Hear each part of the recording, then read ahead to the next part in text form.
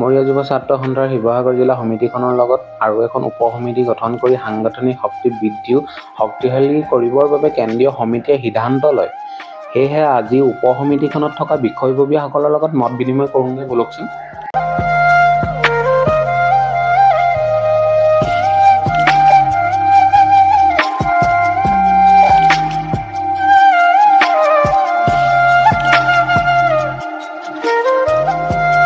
আজি শিৱসাগৰ জিলাৰ যি নৱনিৰ্মিত সদৌ অসম মৰিয়া যুৱ ছাত্ৰ সন্থাৰ স্থায়ী কাৰ্যালয়, এই কাৰ্যালয়টোত আমি সাংগঠনিক ভেটিৰ ওপৰত কিছু গুৰুত্বপূৰ্ণ কথা আলোচনা কৰিছোঁ।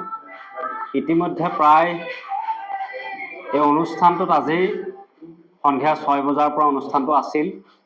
সেই অনুষ্ঠানটোত প্ৰায় 100-150 মান সদস্য আৰু শুভাকাংক্ষী আহি উপস্থিত হৈছিল। আমাৰ উদ্দেশ্য আছিল অসমত সিঁচৰিত হৈ থকা বিভিন্ন জাতি জনগোষ্ঠীৰ ব্যক্তিসকলৰ মাজতে মৰিয়া জনগোষ্ঠীও এক অন্যতম জনগোষ্ঠী। এই জনগোষ্ঠীটোৰ উত্তৰণৰ বৃহত্তৰ স্বাৰ্থত আমি সদৌ অসম মৰিয়া যুৱ ছাত্ৰ সন্থাটোৰ 2015 বৰ্ষতে প্ৰতিষ্ঠা কৰিছিলোঁ নিজ হাতেৰে।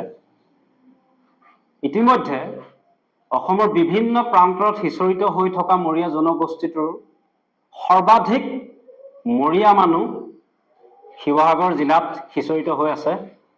গতিকে এই শিৱসাগৰৰ মূল যিখন জিলা সমিতি, এই জিলা সমিতিখন থকাৰ উপৰিও জনসংখ্যাৰ ফালৰ পৰা আমি জিলা সমিতিখনত প্ৰত্যেককে দায়িত্ব দিয়াৰ ব্যৰ্থ হৈছোঁ আৰু সাংগঠনিক ভেটিটো আৰু সংগঠনৰ ওপৰত কৰিব লগা কামখিনি আৰু তীব্ৰতৰ হোৱাৰ উদ্দেশ্যে আমি মূল জিলা সমিতিখনৰ লগত কেন্দ্ৰ কৰি এখন পূৰ্ণাংগ উপ-সমিতি গঠন কৰিছোঁ।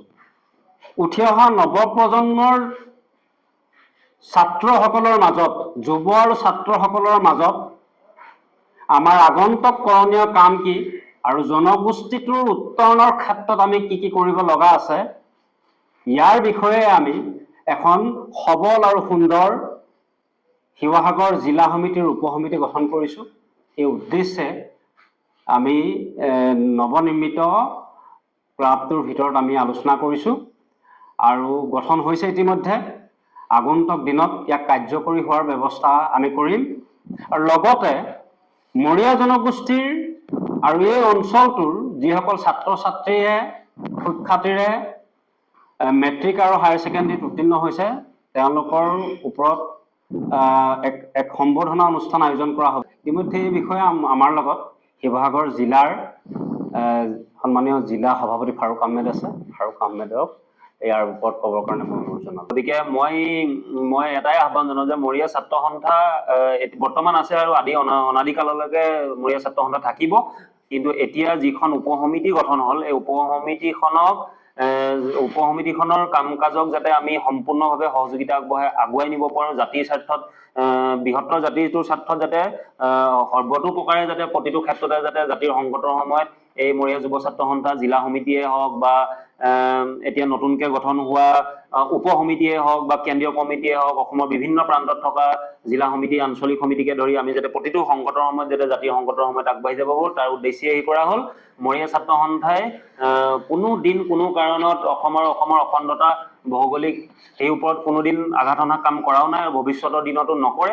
জাতিৰ ভালপোৱা বুকুত আছে, প্ৰতিজন অসমীয়া হিচাপে, মৰিয়া হিচাপে, অসমীয়া হিচাপে কাম কৰাৰ হেঁপাহ আছে। গতিকে এই হেঁপাহটো তেওঁলোকে মনত পুহি ৰাখিছিল। আজি সম্পূৰ্ণ স্বতঃস্ফূৰ্তভাৱে তেখেতলোকক এই অধিকাৰ প্ৰদান কৰা হ'ল। আজিৰ পৰা তেখেতলোকে উপ-সমিতিখনেও আমাৰ লগত হাতে হাত ধৰি একেলগে কাম কৰি যোৱাৰ প্ৰতিশ্ৰুতিবদ্ধ। হয়, নমস্কাৰ। মই জিলহজ আহমেদ, সদৌ অসম মৰিয়া যুৱ ছাত্ৰ সন্থাৰ শিৱসাগৰ জিলা সমিতিৰ নৱ নিৰ্বাচিত উপ-সমিতিখনৰ মই সভাপতি পদটি আঁকোৱালি লৈছোঁ আৰু অনাগত দিনত যেন মই শিৱসাগৰ জিলা সমিতিৰ সভাপতি মহম্মদ ফাৰুক আহমেদ মোৰ নিজৰ কেকা হয়, কেন্দ্ৰীয় সমিতিৰ সভাপতি আছাদুৰ ৰহমান নিজৰ কেকা হয়। এই সকলোৱে যাতে মোক সহায় সহযোগ কৰি এই মৰিয়া ছাত্ৰ সন্থাটোৰ সৈতে কাম কৰি যাবৰ বাবে মোক সহায় কৰে, মই তাৰে কামনা কৰিছোঁ।